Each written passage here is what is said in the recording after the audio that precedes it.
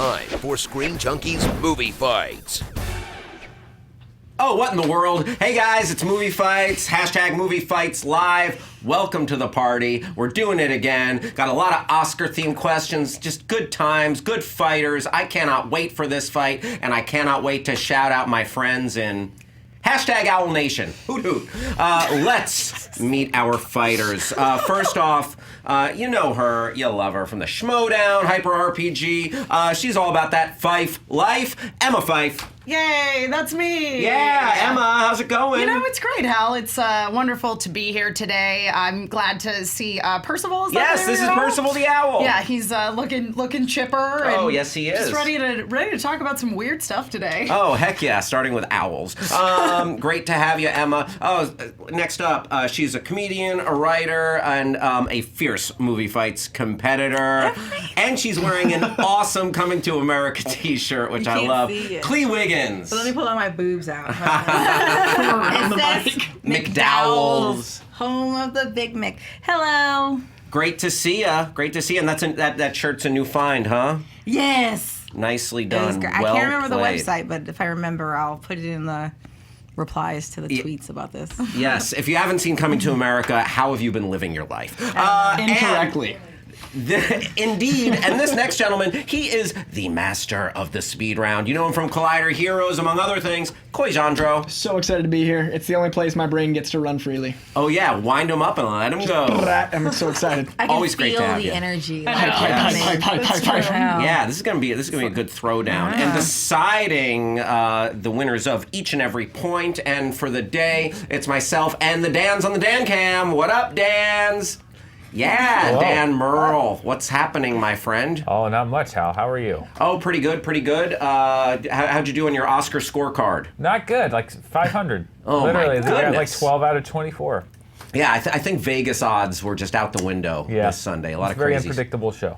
Indeed, indeed. Good to see you, Dan. Dan's going to be holding it down on judging and facts. And we have our social media ambassador, the one and only Danielle Radford. Danielle, tell them what's up. Hi, it's me, Danielle. My lips are ashy. So the way that this works is once these two fellas get in their votes, if there is a tie vote or if it's just we don't have a winner yet, then it will go over to the fan votes. That's us. And so there are a lot of great polls. The only one that counts for this is the poll that is on YouTube. Those go up when the initial answers are given because we want this to be about the debates. We do not want this to be about which movies you liked more. If you have any questions about how this works, click in the description or ask someone in the chat. We'll let you know. Also, I will be going through the hashtag Movie Fights Live. If there's any kind of interesting things that add to the discussion, any cool photoshops, memes, yada, let them put them all on there because if I like them, I might shout you out on the show. Hooray. Awesome. Danielle, thank you. Yeah, vote based on the debates. I know sometimes people, though, vote for, like, which fighter they want to be their best friend. But, like, that's like a three-way tie right now. So, vote based on the debates. Yes. Although I will say, Danielle, I have some rosebud salve in my purse. Feel free to go in there. I have some too. I just haven't dipped into it yet. I gotta do that off camera, guys. Right. Pro tip. And again, how this works, the first fighter to reach 4 points will walk out of here with the victory. After 3 regular rounds, we're going to move on to the speed round, and the top 2 fighters will move on to the speed round. And it's anybody's ball game in the speed round. You could be down 3-zip and make a furious comeback. That's basically how it works. Y'all ready to have some fun? Heck yeah. Let's do it. JTE, drop that sick-ass package. Ladies and gentlemen, it's main event time. Get that montage playing now.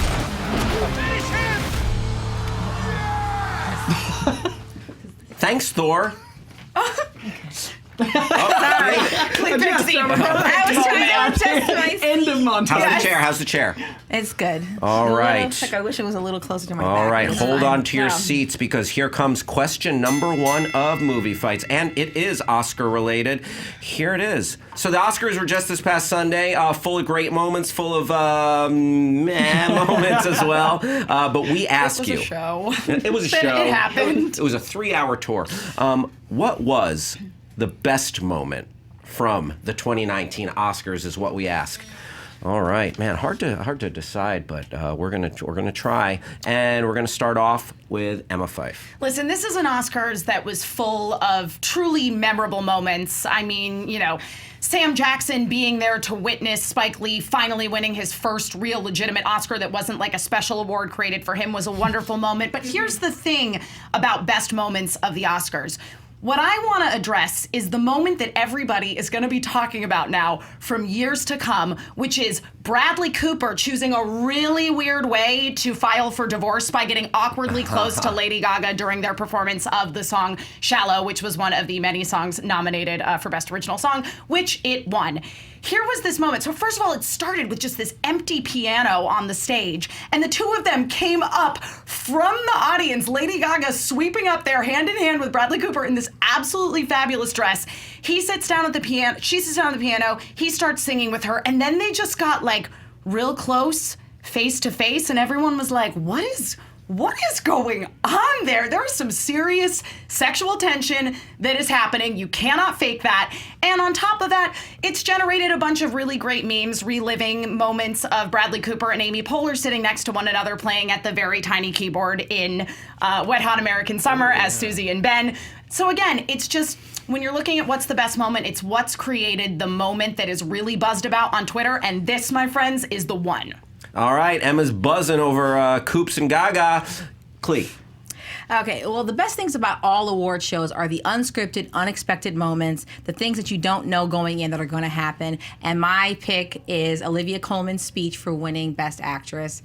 She fully didn't expect it. You can totally tell. She was British in the best way that we all love. She made me want to have a scone, even though those are tasteless and dry. I wanted to eat one. She was charming. She was interesting. She gave a shout out to pretty much most of her, if not all, her fellow nominees in a way that seemed genuine and not like, oh, I'm so glad for you guys as well.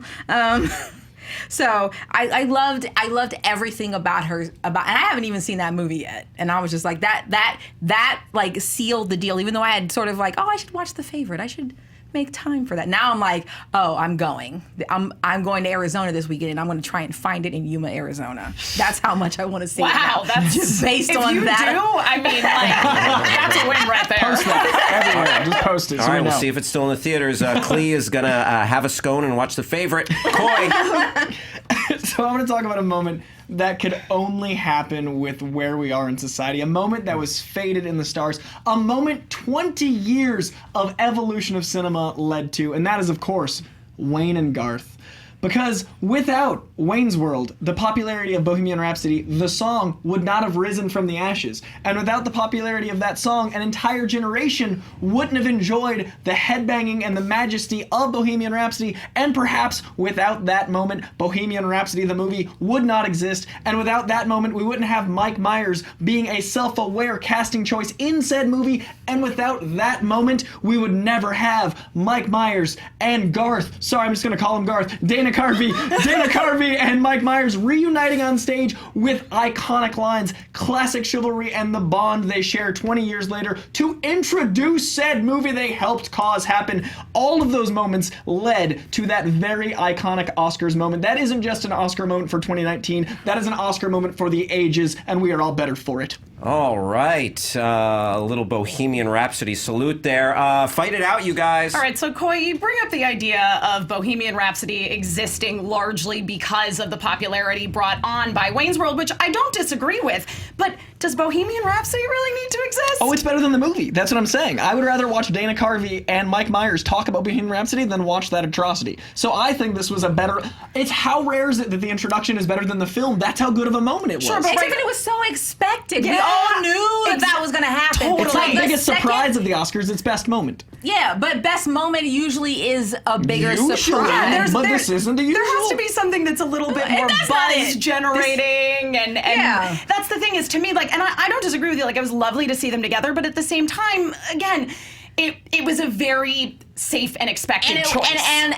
As it was cute, but I'm sorry, watching their jowls touch the floor as they bowed over to say that's not we're not worthy.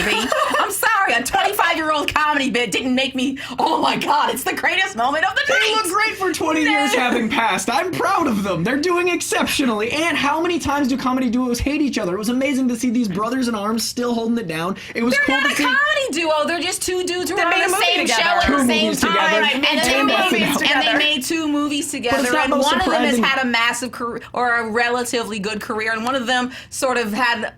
Okay, you're still making money career. But it's not best surprise, it's not best meme, it's best moment. And to it me, that was an wasn't. amazing meme, and to me, that was a fun surprise. But I've heard speeches similar to hers. I've held moments that were like, okay, that's passable. It didn't make me want to see the film. It had nothing to do with film. And in fact, to me, it was like, oh, this person was unprepared. That's fine. Like, I got nothing emotionally out of it. And then the meme was funnier than the, not funnier, was more impactful than the moment. I've seen the Shallow meme? song so many times, but the meme kind of undervalued it. Because I'm gonna it have got to go chipped there with away. the Shallow song too, because that was so contrived, and even Lady Gaga admitted literally last night on Jimmy Kimmel that it was the most contrived thing ever in the history of the universe. But it doesn't matter that it was 2 contrived, actors because here's- acting on the Oscars. Oh my because God. here's the thing though about it is that it's along the lines of sort of what you were saying, Coy, with like, of us being like, oh, that moment was too predictable. Yes, I totally agree that the Lady Gaga and Bradley Cooper moment was absolutely planned. However, it was not as predictable as the Garth and Wayne moment. Yes, it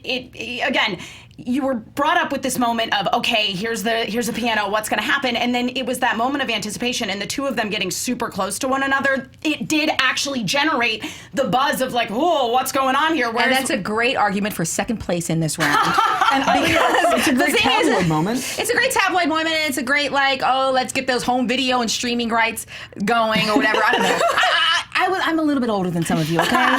So home video is still like how I think about how movies get The released. VCR ready to record. Yeah, VCR. Get your VCRs ready. Fast forward to the commercials. Be kind, rewind. But the thing is that what we watch the Oscars for is to watch actors be human beings a lot of times. Because a lot of them have been preparing, they've been practicing in their mirrors since they were little kids. And Olivia Colman threw all of that out the window because she did not expect to win. She went from Peep Show to winning an Oscar. And it's amazing. She was like, she gave a shout out to Glenn Close, who everybody expected to win. And that's the first name she mentioned. Before her husband, before her agent, before her manager, she said, Glenn, this is not how I wanted it to happen. Like, it was awesome. I mean, admittedly, I absolutely expected Glenn Close to win as well, but Olivia Colman is definitely not the first, like, unknown to win No, she's an not the first Oscar. Or the unknown. first to give a speech just like that. She's not the first one to be like. just like that. There's so many speeches of like, I forgot oh my God, I'm overwhelmed. This is adorable. Look at me be endearing. It's the Jennifer Lawrence technique. It's her entire career. Yeah, it's a technique, but sometimes but you can tell the difference between when it's a technique and when it's genuine. And I like it when it's genuine. We talked Let me about- see you be a human being.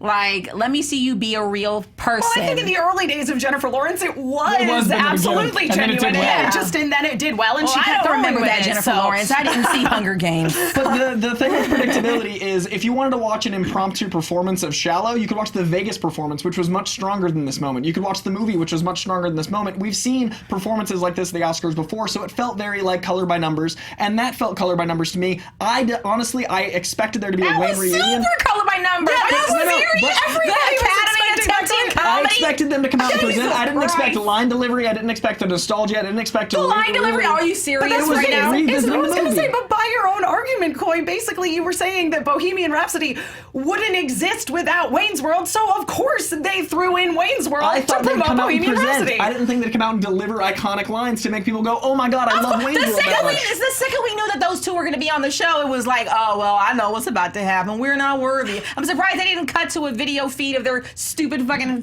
cable access show that they had on SNL. That would have been better than the Oscars. I would watch a CCTV Wayne's World before I'd watch that telecast again, and that's why well, it's so the would best I, moment. but that's not to make it the best moment. That just All means, right, like, folks, I missed that sketch. A lot of punches thrown. Let's move to our final thoughts, starting with Emma Fife.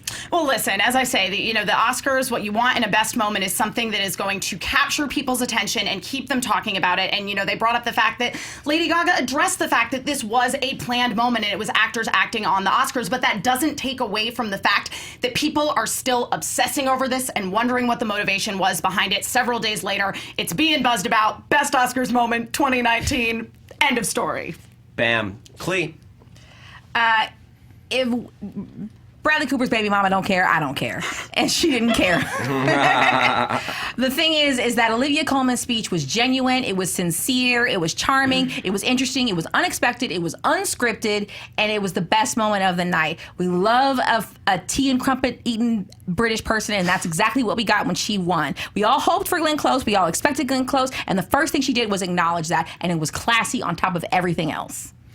Thank you, KLEE. Coy. I think that the song was the best moment for Us Weekly and for National Enquirer and for Midwestern moms to gossip about. I think there are an amazing array of incredible British actors being endearing, and I've seen them before, and I love that she had that moment. I'm very proud of her, and I'm happy for her. But only once in a lifetime is there a movie nominated because of a moment from another movie. Only once in a lifetime does 20 years go by and a relevant meme can exist in real life. Only once in a lifetime does Wayne's World reach relevance again in 2019 at the Oscars. The Academy Awards acknowledge the referential nature of the beauty of Wayne's World, and we got to experience it again, even for a moment, and I hope to God there are kids playing at their VCRs right now, understanding their parents better, and that is only because of that moment. So that is clearly the best moment, because it was the first and last time it'll happen.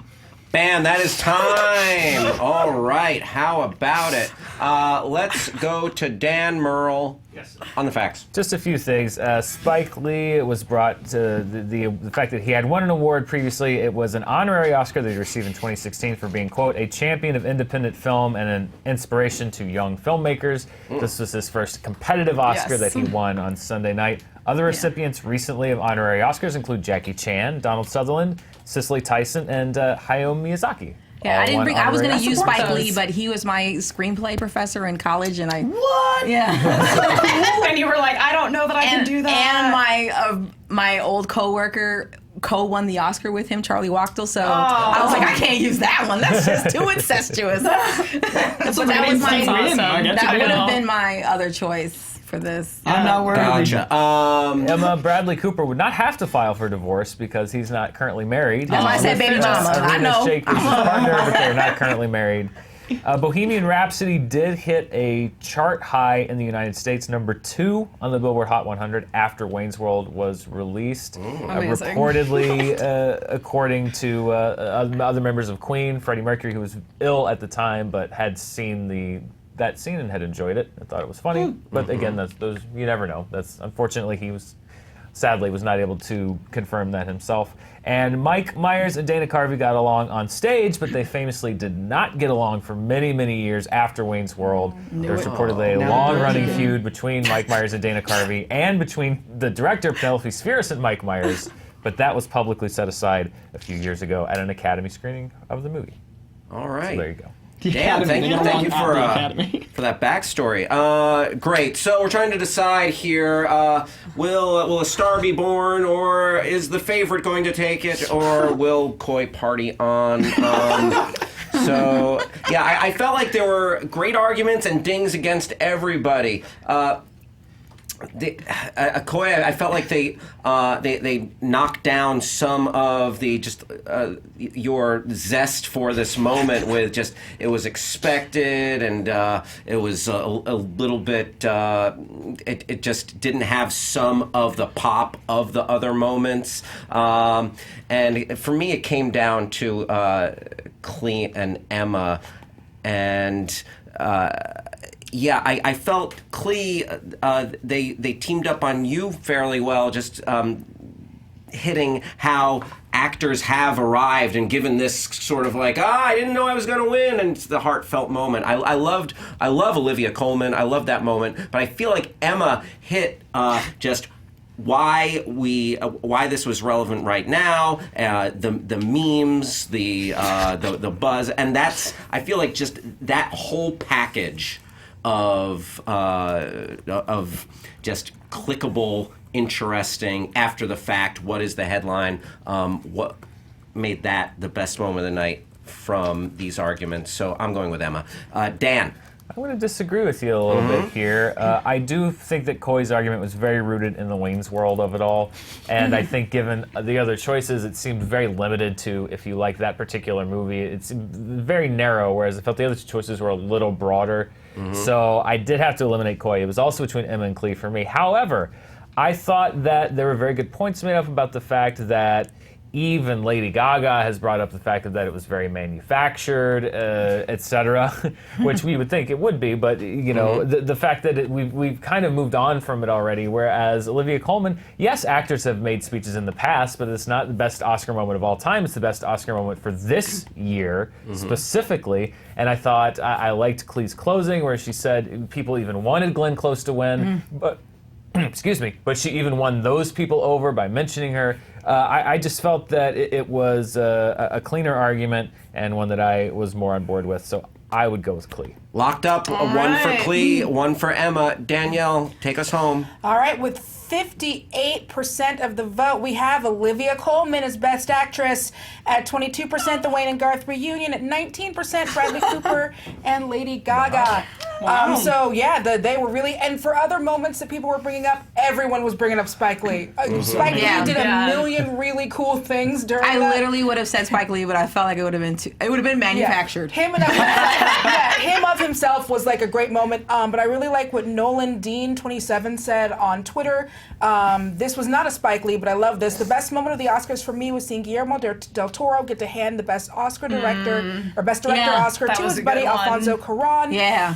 And then also a lot of people were just really happy that we got to see Sam Jackson and Spike Lee hug and just get a little bit of like Spike Lee climb Sam Jackson like a sequoia tree. That was amazing. Also, we never get to see dudes just be free and hug and hug with their buds. I did like that moment of Alfonso Cuarón and Homeboy, it was really good, especially when like two Latinos, like especially in this climate, like when Guillermo del Toro was like, I know how to pronounce this guy's name. It was so great. I can say this name, Alfonso Cuarón. Yes.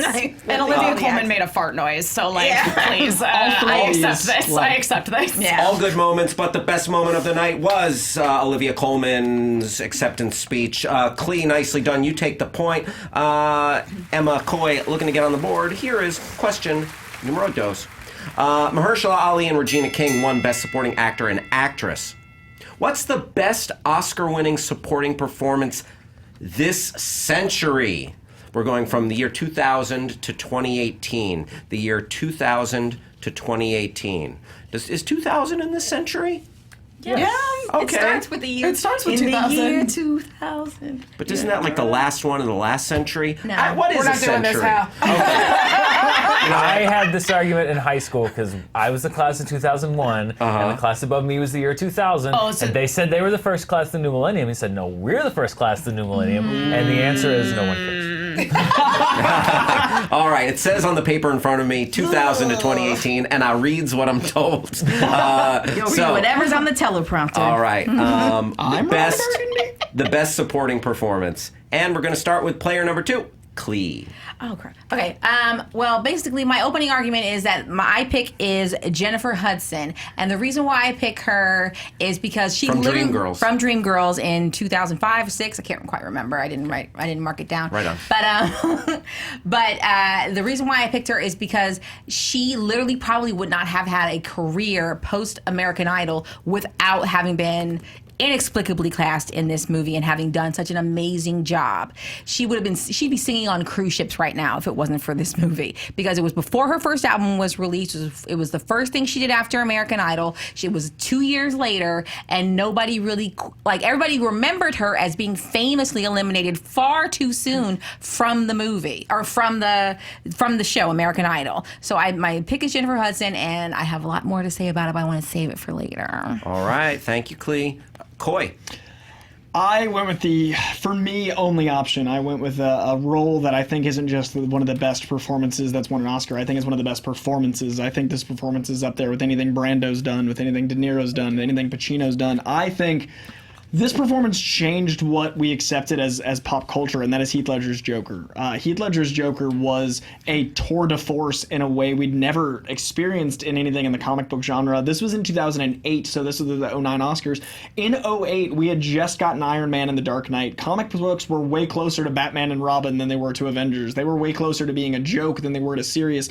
And not only did he make a character that's literally the Joker credible, but he did it in such a way that you moment to moment didn't didn't know what his performance was going to be. His voice never stayed the same. His laugh never stayed the same. There was nothing predictable about the performance, and that changed the Joker. So this is a performance that was so good, it didn't just affect the movie, it affected the character and the source material and comic books and comic films and the way we perceive pop culture. So for me, this award was just the smallest piece of what I think is the most important award ever, and it was after he passed away, and that also doesn't happen very often. And for me, Heath Ledger wasn't appreciated enough when he was alive, and this and Brokeback, him losing Brokeback broke my heart, and then when he won this, it felt right. And I think Heath Ledger means a lot to so many people, and I think this Oscar means a lot to so many people, and I think it affected the future more than most Oscars ever get the chance to, and for Heath, I love that man. All right, Ledger's Joker. Emma. When I think of a Best Supporting Actor performance, I think about the Oscars in 2017, so this would have been a 2016 film, when I said to myself, I am literally going to flip a table if this person doesn't win Best Supporting Actor, and that was Mahershala Ali in the movie Moonlight, wherein he plays the drug dealer Juan, who befriends young Sharon when he is going through a very turbulent time in his life. His mother is a drug addict. He has nowhere to turn to. And the moment for me that absolutely sealed it was the conversation that they have when the little boy asks him, and I hate using this word, but he asks him, what does the word faggot mean? And he says to him, it's a word that they use to make gay people feel bad, and you should not feel bad about being gay. He just totally subverted what everybody thought this character would be and had this really tender, believable relationship with this little boy. He's only in the movie for about 20 minutes, but that just sticks with you forever. And so that's why Mahershala Ali is my pick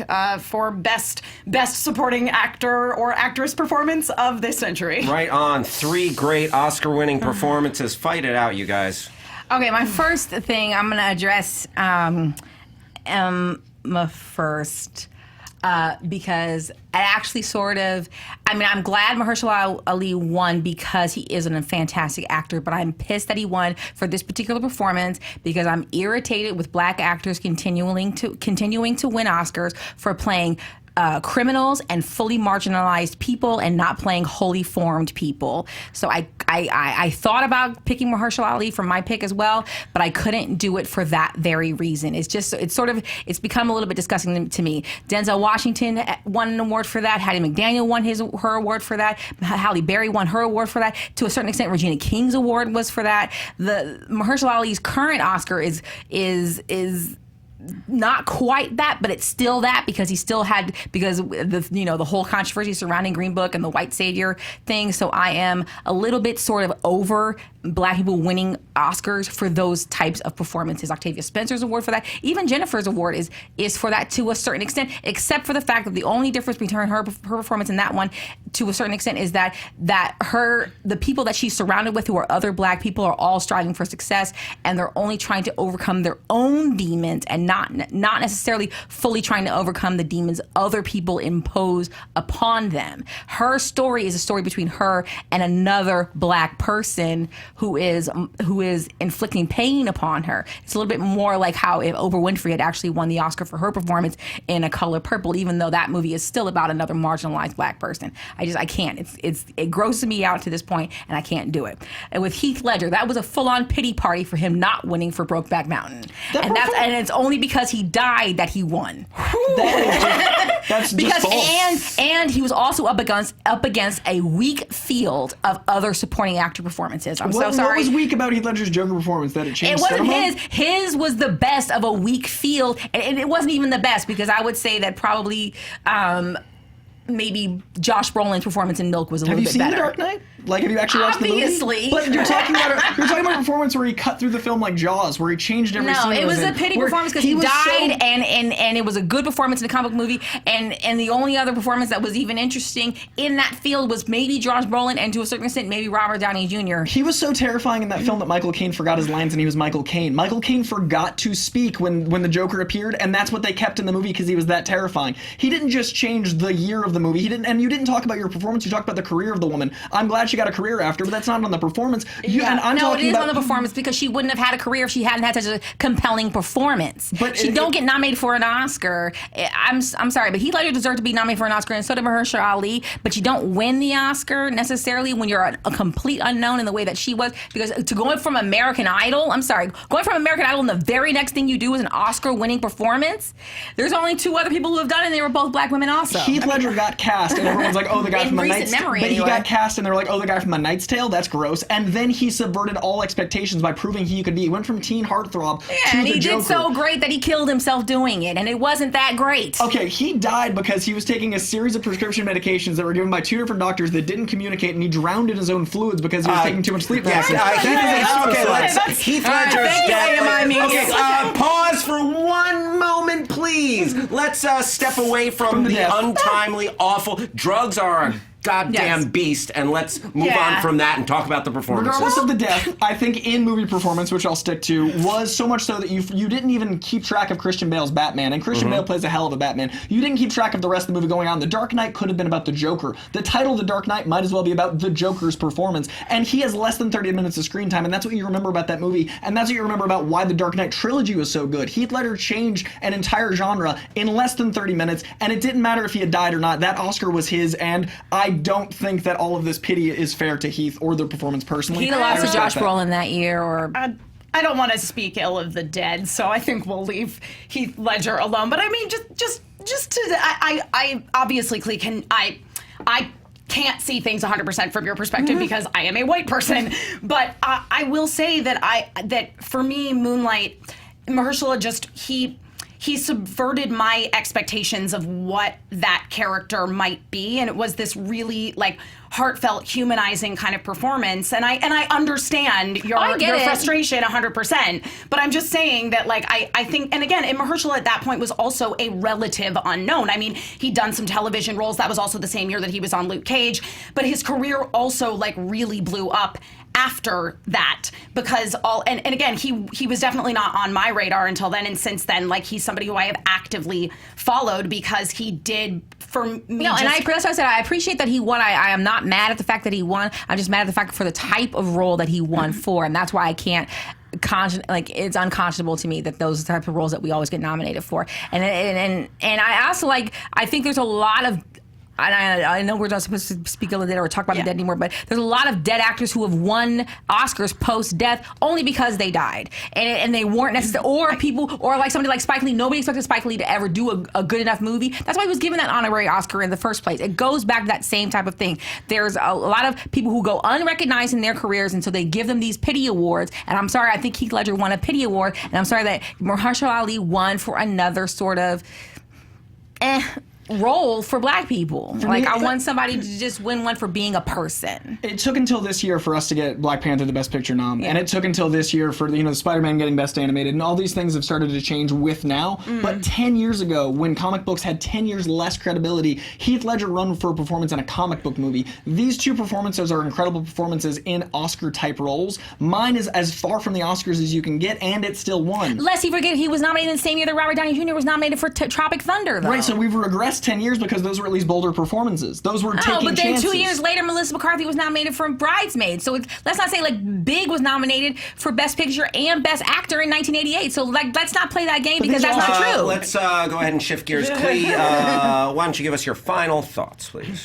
My final thoughts are basically what I've been saying this entire time. I think that's a great pick, Emma, but and I'm not trying to play that card, but it's a little bit like, oh God, okay, here we go again. And with Heath Ledger, I'm sorry, it's in the same sort of realm, like, oh God, here we go again. Like, I'm sorry that he passed away, and I think he would have been an Oscar nominated further in his career if he lived, but I just don't think that was an Oscar worthy performance, and the only reason why he won is because he died. And I think that my pick is better because her career, she'd be literally singing on cruise ships as the 7th eliminated person on American Idol. She would not have her album would not have done as well as it would have done. Her acting career would not have gone where it is. She wouldn't be a fucking coach on The Voice and all his other things that she has done with her life since that because of her performance in that movie. Somebody took a chance and it 100% paid off.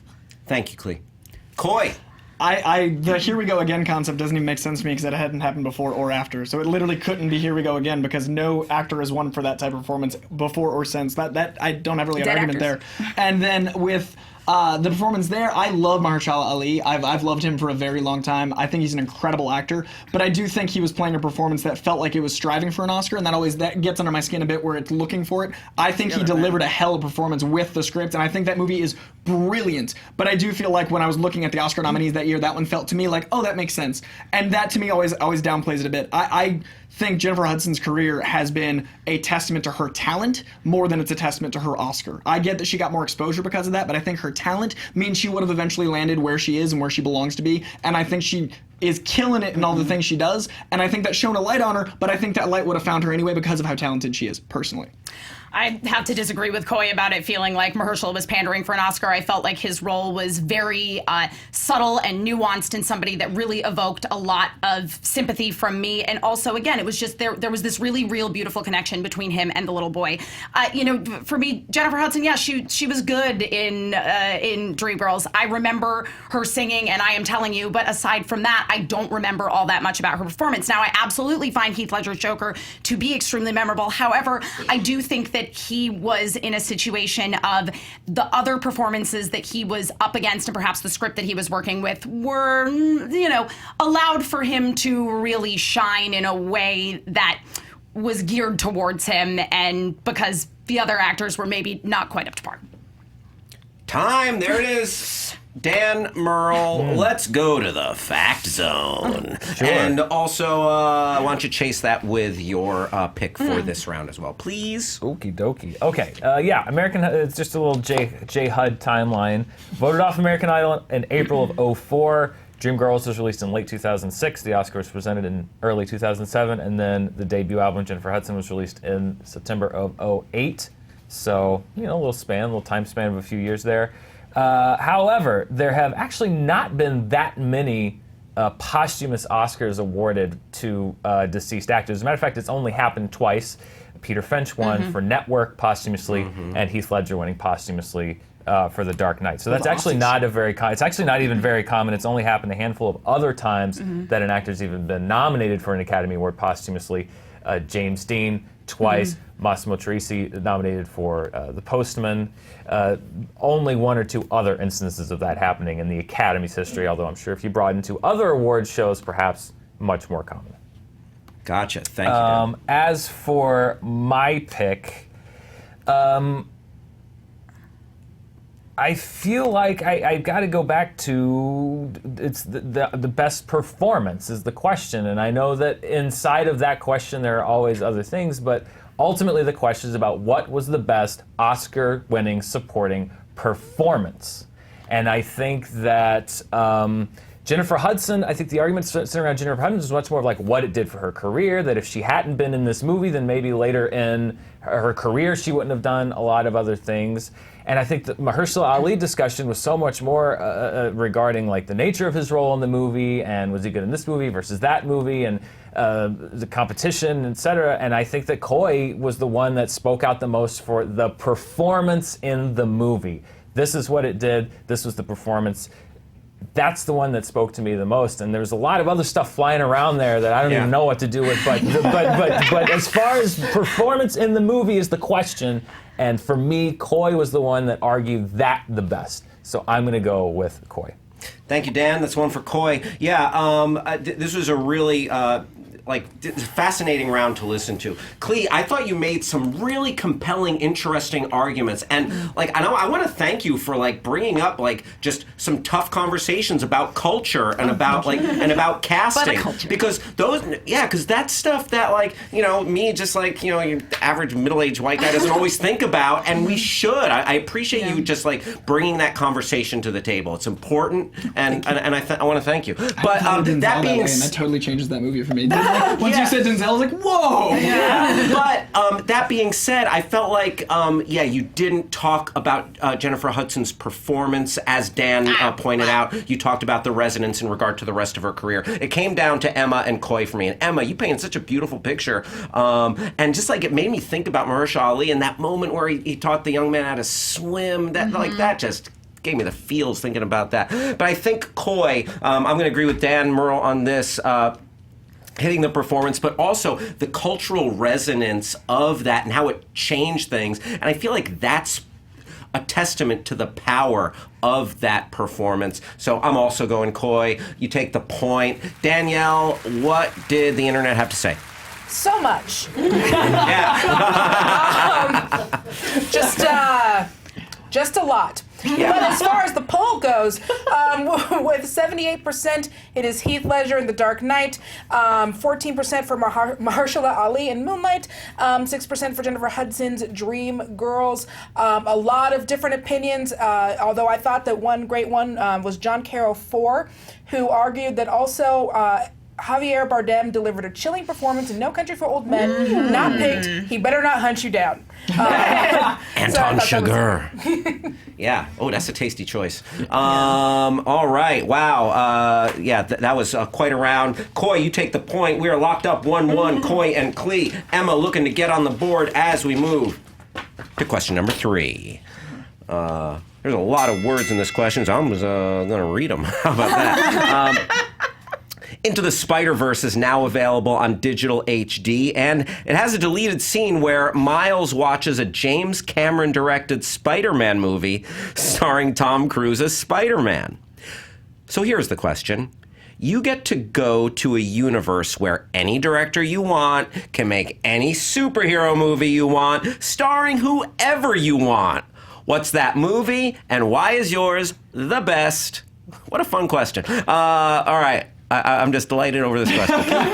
We're going to start with player number 3 for question number 3. Coy. I have to preface this. This is the longest I ever took coming up with something because I came up with 35 of these. I literally sat down and saw that question like the endless possibility. You guys gave me no restraints, but I landed on a movie that I now can't stop thinking about. Actually, I landed on 3, so tweet me. I'm going to tell you all 3 because they're amazing. But for this fight, I landed on a director that is very, very polarizing, a writer that is very polarizing, and a character that has not gotten her due. I want to see a Guy Ritchie directed, Aaron Sorkin and Amy Sturman-Palladino scripted She-Hulk film. And that is because the speed and veracity and beauty of how Sorkin writes fits the newsroom, fits the courtroom, fits the age we live in today. Imagine West Wing meets Newsroom meets Social Network speed coming out of Jennifer's frickin' mouth. It'd be incredible. Then imagine Amy Sherman-Palladino writing dialogue that's funny and quippy and self-aware as she does on The Marvelous Miss Maisel. And then imagine a director with the mind, the speed, the frenetic cuts to make a comic book come to life in the way that he should be sticking to. That man doesn't belong on Aladdin. That man belongs in the world of Snatch and Lock, Stock and She-Hulk. I want to see a lawyer. Yes, that's right. I want to see a lawyer movie by day, a vigilante She-Hulk by night. We have nothing but problems with Hulk because it's tied up with Universal, because it's tied up with Mark Ruffalo and Ed Norton, because it's tied up with all this continuity issues. Eventually, come April 27th, we're going to have to start dealing with spin-offs and tie-ins because a lot of people are going to die. How do you do that? How do you keep the Hulk alive? You get She-Hulk, arguably a better character, a more interesting character. He's not just a smart guy that gets mad. She's a lawyer that's brilliant and chose to be the Hulk. She is Jennifer Walters, a woman that broke the fourth wall before Deadpool did, a character so interesting, most people can't write her. So you get 2 incredible writers to team up. You get the speed and kinetic energy of one, the actual insight into the female mind with another, and then you tie that into a director that directs in the way these 2 brilliant people write, and we get a She-Hulk that would be better than any Hulk movie. We get a movie that would be different from any comic book movie, and we give Jennifer Walters her time to shine because it's overdue. Thank you, Coy. Around the horn to Emma. Listen, when I think about the comic book movie that I truly want to see exist, that I have always want to see exist since the advent of the comic book movies, I have gone on record many, many times as saying, not a fan of any of the X-Men movies. I don't like the Bryan Singer X-Men franchise. I don't like what he did with it. And I think that I respect that it came about at a time when people wanted superhero movies to be taken more seriously. However, we're now in an age if we can get back to what makes X-Men really great, which is an adaptation essentially of the 90s cartoon of X-Men directed by Travis Knight. If you don't know who Travis Knight is, he directed Bumblebee. movie, another movie that came out of a franchise that people were tired of seeing beaten into the ground and being unrecognizable from the thing that they truly loved when they were a kid. Brian Knight has this incredible ability to capture the nostalgia factor while still making it feel like it is something that is relevant and you can see on screen in this day and age. This would absolutely be another period piece. It would be set in the 90s. It would center, it would basically, the first movie of this, which would be a hard reset on everything X-Men, would be the first storyline of the X-Men cartoon show, which is Night of the Sentinels. Jubilee would finally get a chance to be in a damn X-Men movie for real, even though she keeps appearing as a background character, and they're like, she's gonna be in this one, and then they just kind of shove her off in the back corner there. So this would truly capture everything that made me, as an X-Men fan, as a kid, excited to go see X-Men again. Because if you're gonna get people to go see X-Men movies, you gotta do something different with them. So I say some bright colors, some 90s nostalgia, bam, X-Men 92. Thank you, Emma. We'll hear more from you shortly. KLEE. That's okay. I like that. My pick is Jordan Peele directing Zazie Beetz as Domino.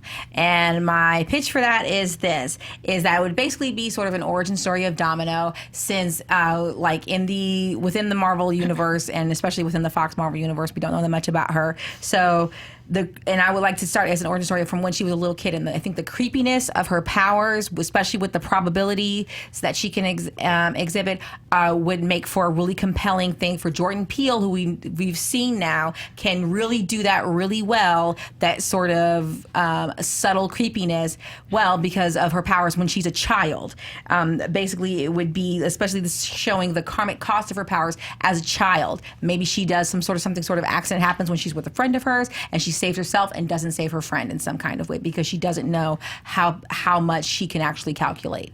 So, and I think exploring how that affects how she grows up to be the character that we meet in Deadpool 2 would be an interesting thing that Jordan Peele could really explore in a very effective way, especially given what they've done with Domino in Deadpool 2. All right, fight it out, y'all. X-Men 92 sounds amazing. Thank Yeah. you. And Domino with Jordan Peele, I never would have thought of, but Us is the scariest trailer I've ever seen in my life. 100%. I can't watch the trailer. I've left the theater. Now, X-Men 92, I would love to see handled right, but the thing with X-Men is the nuance is what sells it, and I feel like Travis Knight, if you try to describe John Cena's motivation, he had none. And if you try to describe the villains, they're mustache twirling, and that would be a really slippery slope with X-Men. So I'm afraid Travis Knight, in 5 movies, would kill it, but not yet, because I love the way his movies are shaping. I loved Kubo. I loved Bumblebee. It fixed the Transformers, but they have the problem of I don't have a villain motivation, and without Magneto being interesting or without the Sentinels making sense, then you lose the nuance of the X-Men, and that's the beauty of the X-Men, is that you care about everyone. The villains are as important as the heroes, and that nuance of why it's important shapes that. I'd actually love to see a Jordan Peele X-Men, because you guys talking, I was like, what? That'd be incredible. Sterling K. Brown for Xavier. Yeah. Right? I'm changing my pick immediately. And with Domino, the tricky thing with Domino is that her powers are luck, so her having an adversary that suits her is going to be really tricky. I do agree that Jordan Peele's nuance would allow for that to happen, but I don't know if audiences without having another film would give her a chance. So that's what this film would be. I hope that film would be this chance, and it's not just that she has luck; it's that she's a sharpshooter. She has a whole bunch of other skills that sort of stem from her luck, but that translates into a lot of other skills that make her an interesting and compelling action hero that I think would be a great way to show Jordan Peele's sort of appeal and broadening his directorial style in a way that would be really interesting to take sort of the little tiny sequences of action. There were a couple fight sequences in Get Out, and it looks like there's a few in Us that would make him be able to broaden those a lot. And as much as Bumblebee was actually much more of a success than I actually ever expected to be. I actually have not had a chance to see it yet because I've been very, very busy. But I hear it's great. But at the same time, a lot of Travis Knight's sort of previous work and his background gives me a little bit of I want to throw a little bit of side eye, because I found this on Wikipedia and it makes me just feel like Travis Knight began his career as a rapper under the name Chili T, utilizing the studio he built in his father's mansion. Listen, as much as I want to give, at least he was a rich kid that was trying to do something. And I'm not gonna hate on a rich kid. I went to school with rich kids shout out. But I'm always like, I need to, like, I almost want to be like, you need to struggle as much as like some other people need to struggle, because I want to see what you're actually capable of and not just what your resources gave you. And so I'm not arguing against that as like a Travis Knight, but I don't know enough about him, because he doesn't have that much. I mean, he's like directed or written on or been an animator on like a couple of little other things, but I don't know enough about him. As whereas Jordan Peele, we have this whole body of work with Key and Peele. We have his writing style with Keanu, so we know he'd be able to punch up an interesting Domino script, even if it was written by another writer. We know that he has the capability of being a compelling director. With your pick with Guy Ritchie, I feel like a bunch of mumbling accents with a writer, Aaron Sorkin, because I didn't hear you, like I didn't. With the Amy Palladino, that's an interesting like sort of twist to it. But Aaron Sorkin doesn't like women, and Olivia Munn's the best she's ever been in the newsroom, and I feel like but he doesn't like women. And he writes women that are just like sort of just there for the profit of men. Except for Molly's Game is the only movie that he's ever written, and that was still based on source material. So I guess feel maybe like she would balance that for me. That's why I thought like it was really important. And it's like Guy Ritchie hasn't had he hasn't had a hit movie like sort of really ever, except for Sherlock Holmes, the first Sherlock Holmes movie. Lock, Stock made like 10 times its budget, or a lot more of his budget. And then yeah, also but I mean, if you Snatch spend $1 on a movie and you make $10, that's great. You have a blockbuster hit on your hands. But I just don't know that Guy Ritchie has like they keep giving him these chances over and over again to make these movies, and I don't think that he really has it in him to really make a big movie. They gave him a chance with Sherlock Holmes. He sort of got lucked. He lucked out really with having two fantastic stars in Robert Downey Jr. and Jude Law, and then he like sort of screwed it up with the second one, and with King Arthur. I love King Arthur. Okay, You would. I would love to hear a little bit more about plot and casting as well. Absolutely. From, you folks. got it. Well, I mean, listen, I think that with the Netflix film To All the Boys I've Loved Before, Lana Condor, who was cast as Jubilee, who was essentially a background character in the most recent X-Men films, really could shine in this role, and this would be very much centered on her, which again, I think is a very good fit for Travis Knight based on the success of Bumblebee, where it's centered on Haley Steinfeld. It was this very sweet story about this friendship between her and a robot. So your X-Men movie would be centered on Jubilee? It would be centered on Jubilee. I love Jubilee, but I don't know that she needs to be the main character. She's going to be the center of this movie, and I'm sticking with it because she is the center of the first storyline in the X-Men cartoon, which is X-Men Night of the Sentinels. So you would have her, and it would be about her being assimilated into the X-Men group. There would be a lot more stuff about the relationship between herself and her parents. It would open on the scene where she is first running away from the Sentinels, and she first encounters Cyclops, who would be played by Armie Hammer, and then it would Girlfriend. circle back to how Armie we got Hammer? here. Yeah. It's somebody who has see it. you see it, Corey. You He's 6'3", he's a leader, he's commanding. You're a leader, he's commanding. If I'm the studio head, you had me at X-Men 92 with Travis Knight a little bit. Like, okay, he's hot in director. But I'm sorry. Man from Uncle? Man from Uncle. No, with Jubilee and no with Armie Hammer as Cyclops. No way. Nope. Fill me on some of your casting choices. So I want Ben Foster as the antagonist because I think he's an underappreciated, Ooh. like intense, visceral. Holy crap! I don't want to make him snap. I thought a little about Ben Foster for some stuff too. Like Ben Foster is just incredible and underappreciated. He needs his time to shine. I think he's been in a lot of good properties that didn't get to fully flex, and he should have gotten an Oscar this year for Leave No Trace. It's his time.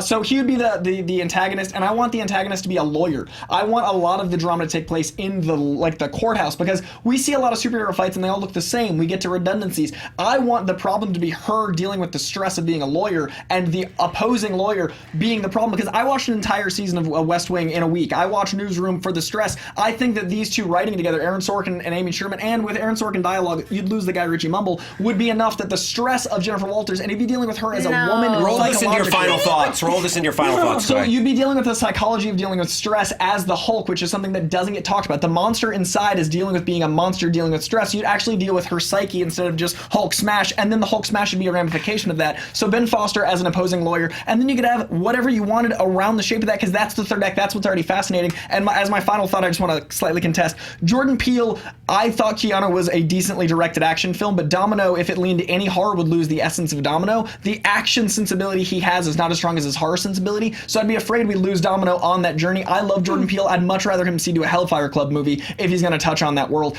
There's so many Marvel properties he can handle. Domino seems a little out of place. And X-Men 92, I'd only worry about the Sentinels or whoever was running them being mustache twirly and not having a motivation. And then we'd lose the integrity of X-Men 92 because it made us care about the villains as much as the heroes. And that's why the X-Men matter. So for me, the one of these that makes sense is the strongest writer for peppiness, a brilliant female writer so we can actually understand who Jennifer Walters is, and making the Hulk relevant to today without all the legal stuff, and making the Hulk work without Mark Ruffalo because he's going to die.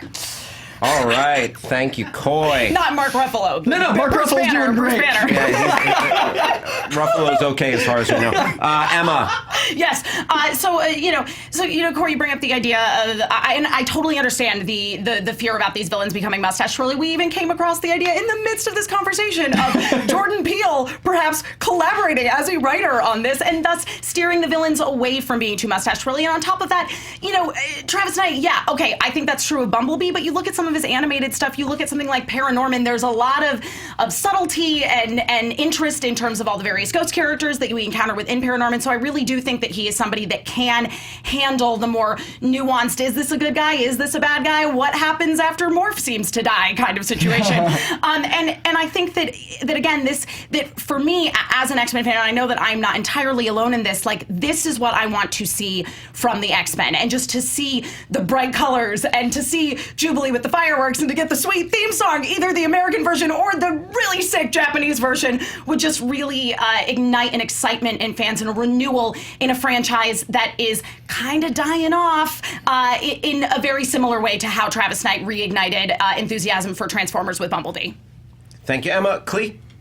Okay, to go to your point, Coy, in that Jordan Peele would make a great director for Domino, because first of all, the character's already been established in Deadpool 2, so you wouldn't really have to, I don't have to do a bunch of casting choices because we already sort of know who those characters would be. We'd maybe have to cast her villain or whatever like that, and I haven't given that a little thought. But but I think he would make a really great nuanced director for that, because we've already seen that he's capable of that. He didn't direct Keanu; he only wrote Keanu. So but I was talking about his acting, directing in a little bit of Get Out, and what we've seen of the trailers of Us, which as you acknowledged, were very, very scary, insane. And I think that if we took that direction, a little bit of that direction with Domino, it would make for a great Domino movie, especially with the nature of her. Like, what are the consequences of her powers? Every time that she saves herself, whom does that harm? And I think that's a really good theme that has actually thematically goes with Jordan Peele's directing career so far. In terms of your pick for Travis Knight for X-Men and X-Men 92, I'm sorry, but I just cannot get on board with Jubilee being the main character. I think maybe a Sentinel-centered movie might be interesting, but that's not what you pitched. So, or initially anyway, so I don't know that actually works for me, even though I do love Jubilee from the 90s cartoon, but I just, no. Like, a pilot, yes. A movie, no. Time. All right. There you have it. Some dream movies. Dan Murrell, what's going on in the Fact Zone? Just a couple things. Guy Ritchie. If you're talking about big budgets, Clee brought it up. Man from U.N.C.L.E. and King Arthur were both box office disappointments. But Sherlock Holmes, the first Sherlock Holmes, made on a $90 million budget, made $524 million worldwide. The second Sherlock Holmes, made on a $125 million budget, made $545 million worldwide. So 2 hits, I would say, 2 misses on the big, if we're talking about big budget films, batting about 500 there. But both Sherlock Holmes movies did do well, both critically, average to positive reviews on both of them, as well as over $500 million worldwide on each. But the other 2, Man from U.N.C.L.E. and particularly King Arthur, disappointments when you're talking box office gross. Gotcha. Thank you, Dan. All right. So, I'd love to see all these movies. I hope they all get made, but I fear none of them will. In these incarnations, anyway. But there was. You know what? I liked all of them, but for me, I just heard the most passion and excitement from Emma and Coy regarding their pitches, and for me, that kind of just rose out of just this fray, and it came down to those. So even though Clee had some wonderful points, regarding. I mean, I love Jordan Peele and Zazie Beetz as Domino already, but for me, it came down to Coy and Emma, and you know what? Just because you spoke to me when you talked about wanting to see the 90s cartoon come to life, the yellow suits and everything, and I don't know, it might just be that one thing, that one image that, because I felt you guys were neck and neck with having unique visions for your films, but I'm going with Emma. Okay. Dan? Yeah, this was hard because I feel like everybody had really good counter arguments against each other. I felt like KLEE's argument against Emma's pick also kind of hurt her own, because her argument against Travis Knight was that we haven't seen enough from him as a director to do anything, but also that I think he could apply that to Jordan Peele too, because he's only done one movie. So I feel like that can cut... Technically. Two. It's just not out yet. Yeah. We have not seen his second film. He is directed to, one of which is unseen by us.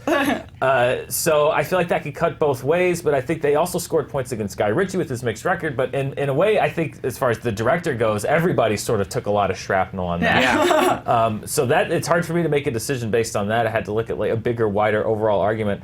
And I think what won me over the most really was... I liked Coy's passion for his argument, but there was so much stacked in it. Guy Ritchie and Amy Sherman-Palladino and Aaron Sorkin, who were all people that had very distinct voices, and it got kind of muddled in my head the more you threw into it. I don't know what that movie would look like necessarily. And I love Domino. I love that character, but I didn't have as much of a sense of what that movie's going to be, and I felt like Emma... Talking about the approach, using what he's done with Bumblebee to bring it to this, the fact that it is a franchise that is wrapping up, may be in trouble. Everything combined with a lot of shrapnel that everybody took on everyone else's arguments tipped me toward Emma's side, so I'm going to vote for Emma as well. Right on. Emma, you take that point. You tie this bad boy up 1-1-1. Danielle, what'd the internet say? Any dank memes? What's going on? Well, as far as the poll goes, the chat agrees. It was 47% for Emma, 40% for Coy, and then KLEE at 12%. On the Movie Fights Live hashtag, user, it's GIT_SHIDDY, I think it's pronounced. Oh, yeah. Git Yes. had two really good quick ones. Jodorowsky's Doctor Strange starring Vincent Price, yes please. And Spike Lee's Black Panther starring Denzel from 1994, yes please. Going back in time. Could go Any back. universe is very open. Universe. It's a dreamscape. So, right here, right now, this is a great moment in sports. We are tied up 1-1-1. We are going to the tiebreaker. Everybody, put on your tiebreaker hats. I don't know what that means. So, the tiebreaker works thusly. I will ask the question, shout out your answers. Then we will go back and hear you elaborate on your answer for 20 seconds each in the order that you answered. Then we'll go back around, same order for 10-second rebuttals. Got it? Got it. Yeah, just like a speed round. I All think right. so. Here is the question. And after you guys answer, we will decide who does not move on to play in the speed round. All right, your question. Shout it out when you have your answer. Green Book won the Oscar for Best Picture. What's the best movie ever with the word green in the title? Wait, say that again? What is the best movie with the word green in the title? Green Mile. I will do Green. What the word green. I will do The Big Green. I don't. The Big Green? Yep. What? Because there's the word green in the title? I don't know. Okay, we'll need an answer. Green. With the word green in the title? Yeah, like How Green Was My Valley. 5. Fried green tomatoes. Fried green tomatoes. Thank you. Okay. Freaking Fred. Emma helping out the competition in a very benevolent move. Okay, so the order will be Coy, Emma, KLEE, 20 seconds each, and then back around for 10-second rebuttals. Coy with the Green Mile, and again, it's Coy with the Green Mile, Emma with the Big Green, and KLEE with fried green tomatoes. Coy, 20 seconds begin when you speak. The Green Mile holds the test of time because not only does it deliver some of the best performances in the movie, it delivers some of the best performances of each of the actors' careers. It is an emotional powerhouse of a film. It makes you reframe how you see prison. It makes you think about the morality of man, and it holds up because it's a very timeless film. We all wonder what it feels like to be in prison. We all wonder what it's like to be facing such high stakes, and we all wonder, because of these performances, what we would do in that position. The movie will last the test of time. Okay, so the Big Green is, this is the thing, is when you look at a movie, you want to look at, like, rewatchability and what is fun, and people love sports movies. The Big Green is a movie about soccer, which is an underrepresented sport within sports films. It is a heartwarming story about a team of youngsters who come together and play soccer, and, it's just, again, I think that we put too much emphasis on movies that really tug at your heartstrings. Fried Green Tomatoes is about the power of friendship within groups of women. It is about the power of familiar relationships. It is about the power of keeping in touch with those that mean the most to you in your life. So whenever you want to fry, it's also the power of food, which is my most favorite thing in the world. And deep frying something is on top of that. Deep fried fruit, power of women. One of these movies instantly conjures imagery of reign, of power, of beautiful performances. One of these movies is the best movie because it is an Oscar powerhouse, and one of these is about humanity at its very core and how you would deal with things, and that is only The Green Mile. It is...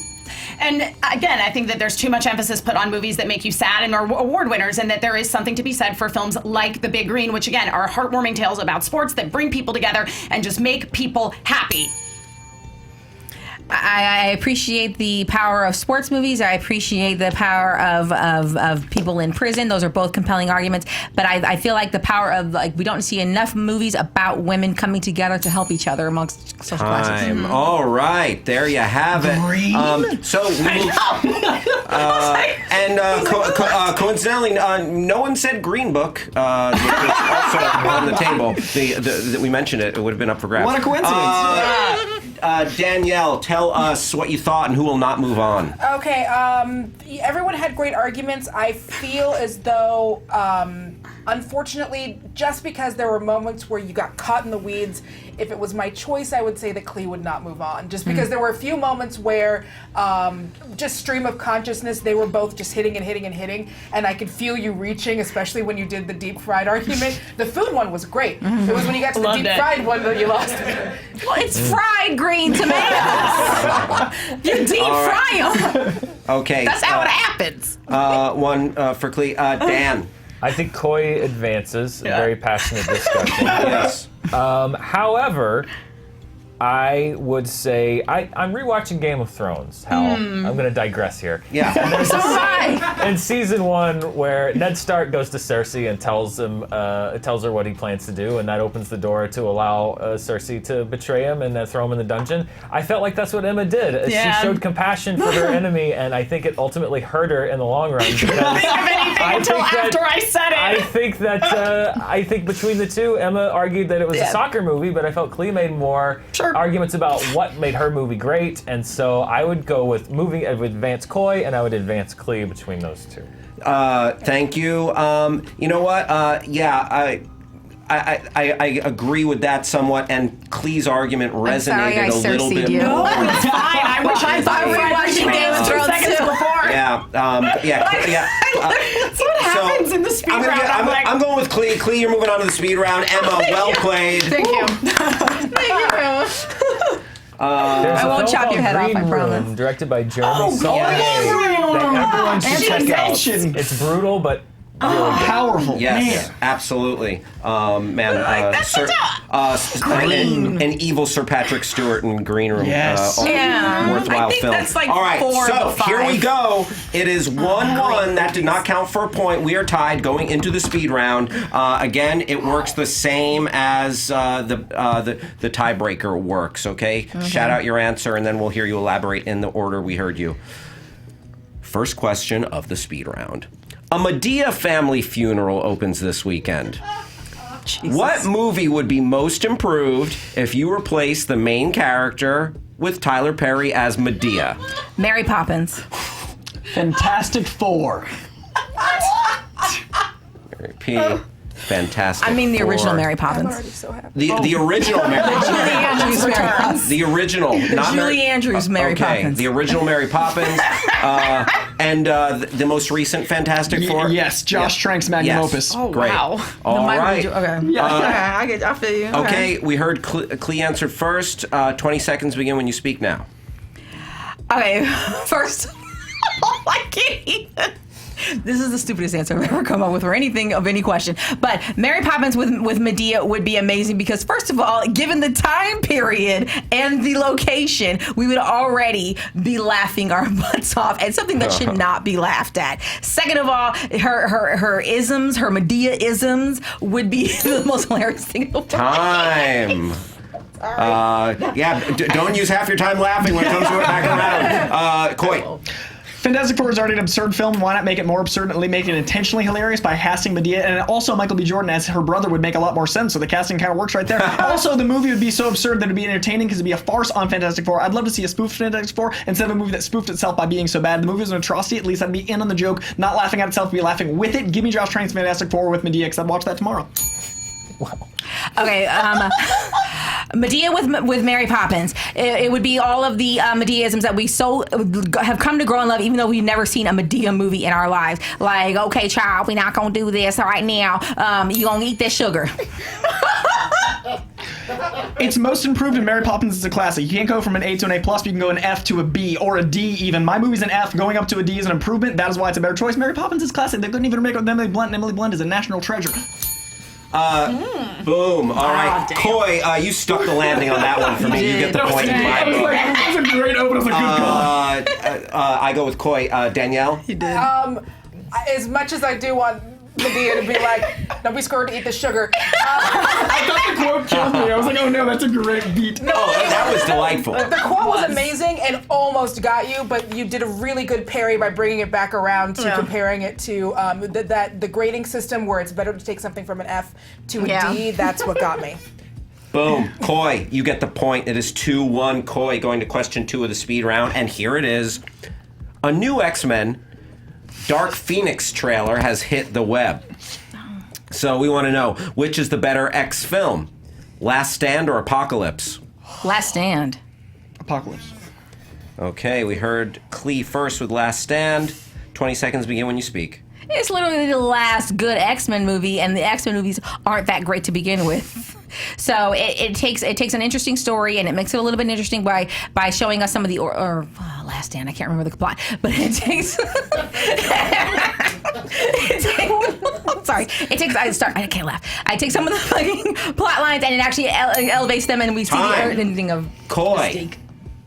Apocalypse was awful, but at least it gave us that amazing Quicksilver moment. It introduced us to a new team that was at least interesting. It gave us some good story moments. It overall was an atrocity, but everything without Apocalypse in it was at least watchable. At least it made us feel like we knew what the X-Men were. Bishop was great. But X-Men 3 kind of completely tanked X-Men 1 and 2. It actually didn't know what to do with the Phoenix. It tried to add in a Cure storyline. It literally devolved from X-Men 1 and 2, and it makes the first 2 bad. And after... 10-second rebuttal, Clee. It doesn't evolve the storyline. It actually moves it forward. We get to see the resolution of why Mystique becomes the person that she becomes. We get to see the full break of Magneto and Charles Xavier. We get to see. Logan comes after X-Men Last Stand. So many good movies come after X-Men Last Stand, and it threw the franchise so far off. It took time for those things to come back. Apocalypse was at least passable and had moments. There are no moments in Last Stand that are X-Men moments. Time. All right. Dan Murrell. Coy was able to point to some moments in his film that were positive. I'm not entirely convinced Clee was sure which X-Men movie the last one. So I'm going to go with Coy.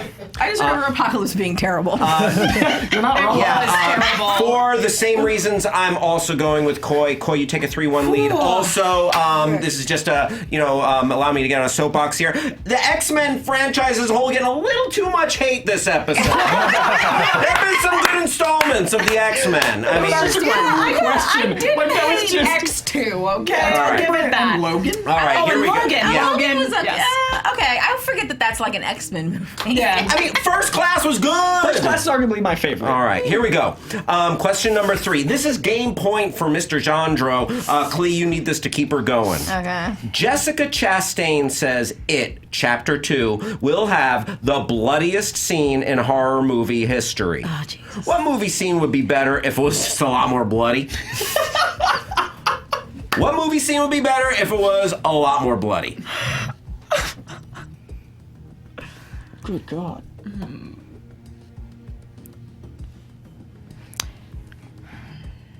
I have one. So many movies. It might be gross.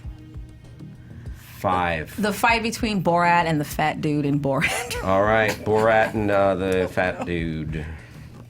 You know what? I'm going to keep with X-Men. X2, Berserker Rage Wolverine. Oh, I thought you meant Beast. X2, Berserker Rage Wolverine. All right, KLEE, 20 seconds begin when you speak. It would just take an already absurd scene and make it more absurd to a degree that would be uncomfortable. And if I'm a fan of anything, I'm a fan of uncomfortable comedy. And I would love the idea of seeing something like such a slapsticky sort of gross, hairy dudes, and then it becomes a bloody death match, sort of like an 88 fight.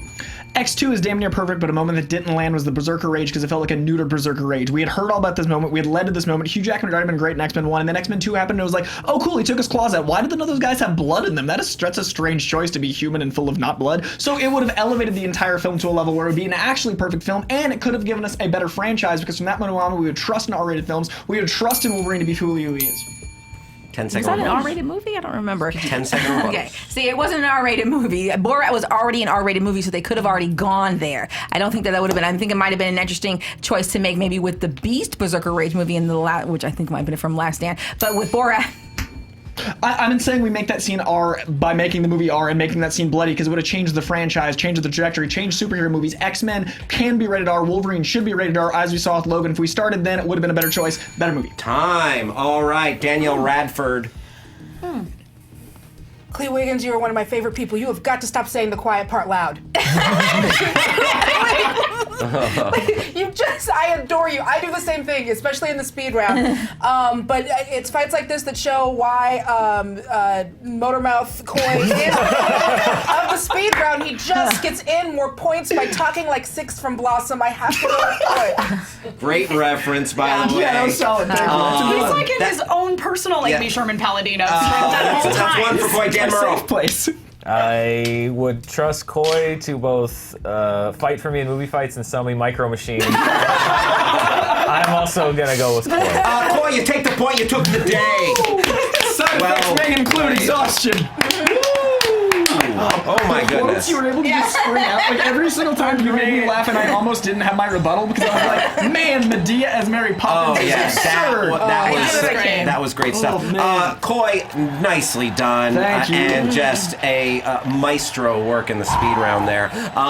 Please tell us where we can find you. Plug anything. I would like to briefly plug two of my other movies very quickly. Denis Villeneuve and Taylor Sheridan teaming up to make a detective Batman movie. Ooh. That's a movie I want to see. Or perhaps Batman Beyond because Blade Runner 2049 was underappreciated. That world set. Also, Jake Gyllenhaal as Spider-Man, Ryan Reynolds as Deadpool, Shane Black directing with Shane Black and Drew Goddard writing. I present a very merry Spidey Poolmas Christmas film coming in Never.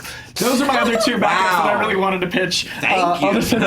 You can also find me on Collider Heroes every Wednesday. You can find me running around for Nerdist doing junkiety things. You can find me here as much as you guys will have me because I love the speed round so very much. It's my freedom. It's necessary. You can find me on Twitter and Instagram at COYJANDREAU. And I always say it, but you guys inspired my entire Instagram because I do 1-minute reviews of life experiences of movies, of TV shows, and it's because of the speed round and knowing that there's an audience for that weirdness. So pump me down there if you like that weird thing I do. It's not the speed round anymore, Coy. You can talk about It's always the speed round.